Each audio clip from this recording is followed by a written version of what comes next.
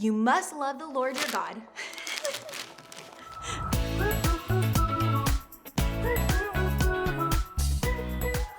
Okay, 1,351, 1,352, 1,353. Oh, hey guys, I'm counting all the food that you brought into the food pantry last month. Hold on one second. 1,354. Remember, our theme last month was compassion, right? Yes, caring enough to do something about someone else's need. And guess what? You showed amazing compassion this last month with the food drive. So stay tuned to the end of this video for me to tell you just how much food you brought in. And you know, while we're at it, give this video a quick like and make sure to subscribe to our channel so that you don't miss out on a thing. Now, thinking of all this food that you guys brought in and the compassion that you showed makes me think of this month's theme: love God and love others. That's right. You see, having compassion is one way to show love. And as we will see today, Jesus told us that the greatest commandment, the greatest way that we can show obedience to God is to love God and love others.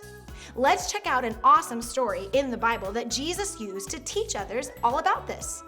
So one day, an expert in the religious law came up to Jesus with a question. He had come up with this question really as a test to see what kind of an answer Jesus would give.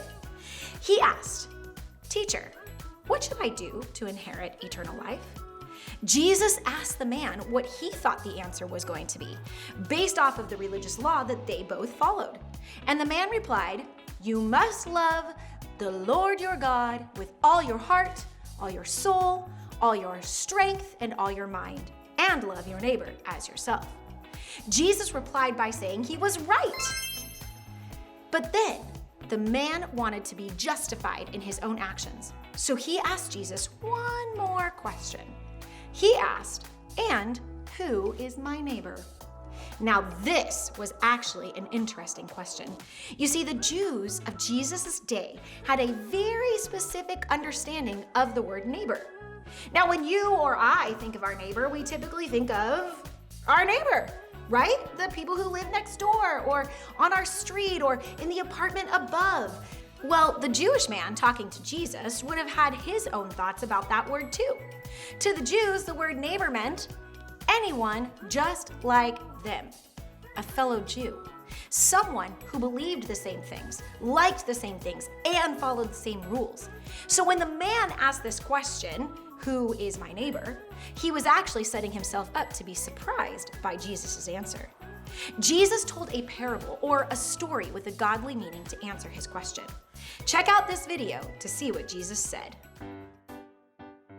Jesus told a story about a Jewish man who lived in Jerusalem. One day, the man decided to visit his friends in Jericho. He set out on his journey, enjoying the beautiful sunshine. What a great day for a long walk. But on his journey, two robbers appeared from out of nowhere. Somebody help! The robbers took the man's stuff and beat him up.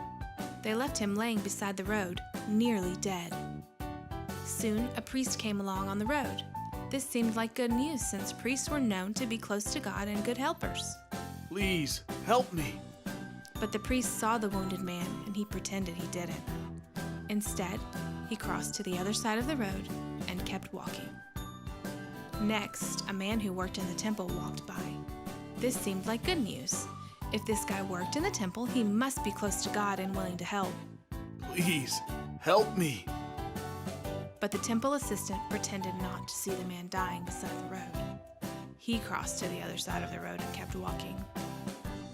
Next, a Samaritan came along. The Jewish man didn't expect him to stop. Everyone thought Samaritans weren't very nice or helpful. But the most unexpected thing happened. The Samaritan stopped. He got into the ditch with the Jewish man and bandaged his wounds. Thank you for stopping to help. The Samaritan loaded the hurt man onto his donkey and took him to an inn. He paid for the Jewish man's room and asked for them to take care of him. Do you think it's better to look like someone who helps others, or to actually be someone who helps others? Jesus asks us to be someone who helps, just like the Good Samaritan. Wow, so let's recap. Jesus told this story of a man who was beaten and injured and left for dead on the side of the road. He needed help. The two men that passed by him didn't help him, and they were fellow Jews, and religious ones at that. Certainly they loved God and would want to show their neighbor love, but they didn't. Instead, they went on their own way. Maybe they were afraid the robbers were still nearby. Maybe they didn't want to become unclean by touching a dirty man. Maybe they were in a hurry to get to church. Well, whatever their reason was, they didn't stop and help. But a Samaritan did. Now, why is this important? Well, because Jews and Samaritans did not get along. Remember, we've actually talked about this before with the woman that Jesus talked to at the well. Remember, she was canceled, the Samaritan. Someone who would not have considered this Jew his neighbor normally, would probably have even potentially not liked this Jewish man, treated him better than those that were supposed to have been his neighbor. He cared for him. He treated his wounds. He paid for him to stay somewhere safe so that he could heal. And then even came back later and checked on him. He went the extra mile. Now, Jesus used this story to help the religious leader to understand that his neighbor is not just someone who looks like him, acts like him, and believes the same things as him. His neighbor is anyone. No matter how we feel about them, or if we know them very well, or if they go to the same school as you, church as you, or like the same things that you do. Now, sometimes loving others is easy. You know, like when we're hanging out with our besties or our family, we can love them really well. It's fun, right? We like them. We want to be around them. And sometimes loving others is hard. Maybe that person hurt our feelings, or they don't hang out with the same people as you. But what does loving someone look like? What are some ideas that we can share to love others? Let's check out what some of our friends say. The way to show love and kindness to others is to pray for them. You can listen and be patient. You can give them a hug or a high five. You can listen to mom and dad. We can also help by giving them food. Wow, I love those ideas. Hey, I know. How about right now you choose one of the things that you heard the kids in the video share and try it out. Put it into action this week. All right, ready? Everyone, I want you to think, which one will you choose? Awesome! Another way to remember to love God and love others is to memorize our Bible verse. Let's take a look at it now. You must love the Lord your God with all your heart, all your soul, all your strength, and all your mind. And love your neighbor as yourself. Luke 10:27. This is a great verse to help us to remember how to love God and others with our whole heart, with our soul, with our strength, and with our mind. Now, before I forget, it's time for the big reveal. You showed great love to God and others through the food pantry collection last month. Here is a quick video from one of our food pantry volunteers. Check it out. We are so blessed. The kids have just done abundantly above whatever you expected. There has just been tons and tons of stuff here. All this back here on this cart is vegetables and soup and pasta sauce.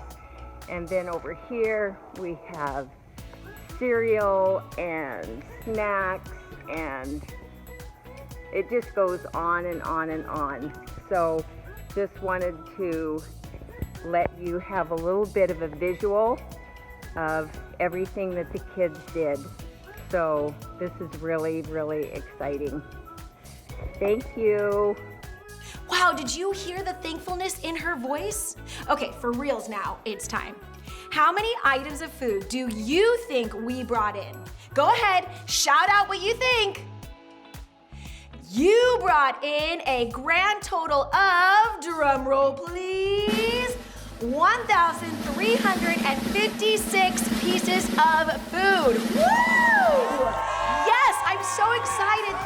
Thank you. The food pantry is so excited that you guys did that. Okay, friends, I'm gonna head out now, but I can't wait to get the chance to love God and love others this week. See you next week. And don't forget that we have in-person ministry for you and your whole family on Wednesday nights and Sunday mornings.